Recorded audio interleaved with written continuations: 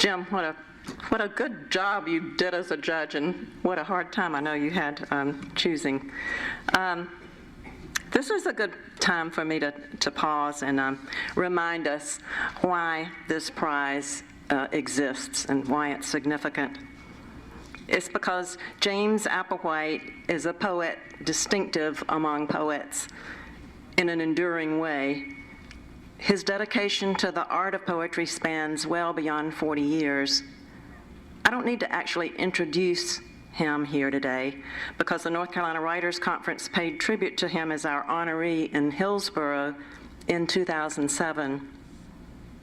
We know him as a native son who grew up in Wilson County, born in the small farming town, very small town, and I hear it's become even smaller, of Stantonsburg. We know him as a distinguished poet of Duke University, where he received his degrees and taught for years. We know him as a poet who writes with intelligence and depth about, among many other subjects, people, situations, landscapes, even food familiar to us.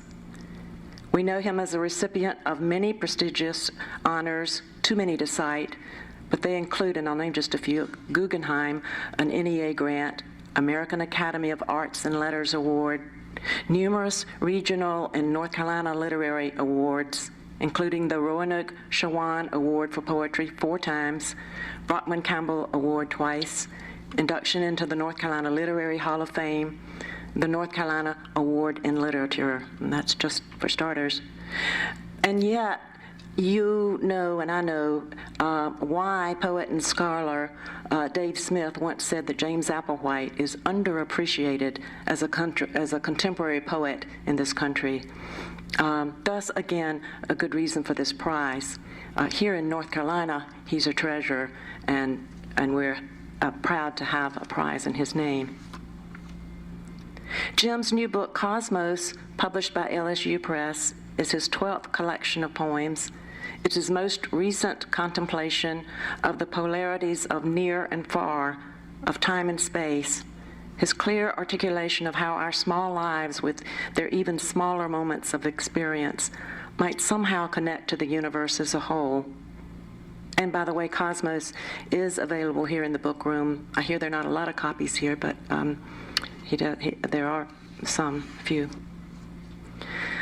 Dave Smith, again, says of Jim's work, his poems are not answers, they are dilemmas, full of the gnomic, riddling, memorable way of saying.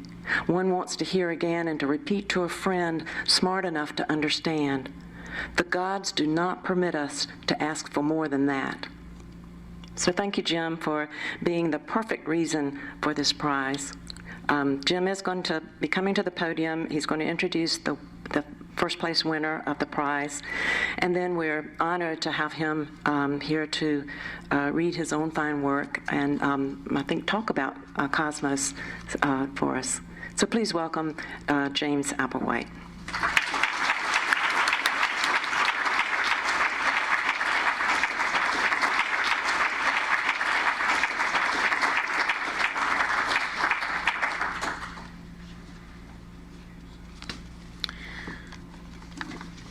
Choosing winners and also-rans is not easy, and there are these cultural things, and Grand Ole Opry is one, the Louvre is another, and tonight we're mixing them together and coming out very well.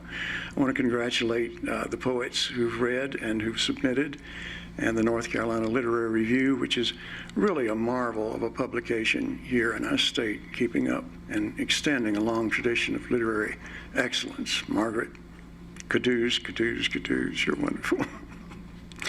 The winning poem is called East End, West End. It's by Elizabeth Jackson, and Margaret tells me that the author is a clinical psychologist at NC State and could not get away. Her name is Elizabeth Jackson. Now, this poem has a particular voice. It's a situation involving 2 aging people, but I think that the person describing is also part of the community.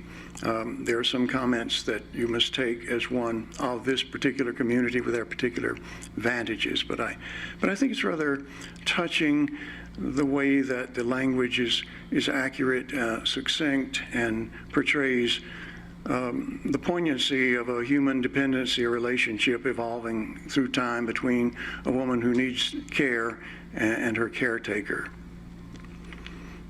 And I think this is a person, a neighbor maybe, who says these things. Her uniforms look like nursing scrubs, tropical print tops, solid teal bottoms, no more white button-up dresses that make her look black as charred wood. She sits on her stool by the stove as Ms. Jameson talks between mouthfuls of oatmeal. "Louise, I have to tell you what happened last night," and Louise nods, smiling, as she turns to the window to listen. Ms. Jameson, hair gray and frizzled, recites the dialogue, Puck playing all parts, and Louise keels over laughing despite herself. Usually it's Ms. Jameson who loses track. Hunting for the lost keys, she'll stop to admire the bright silver service, the mahogany Georgian sideboard. While her fingers linger, Louise, sifting through stacks of catalogs, piles of designer dresses still tagged, always recovers them. But recently, leaving the grocery store, they forked apart.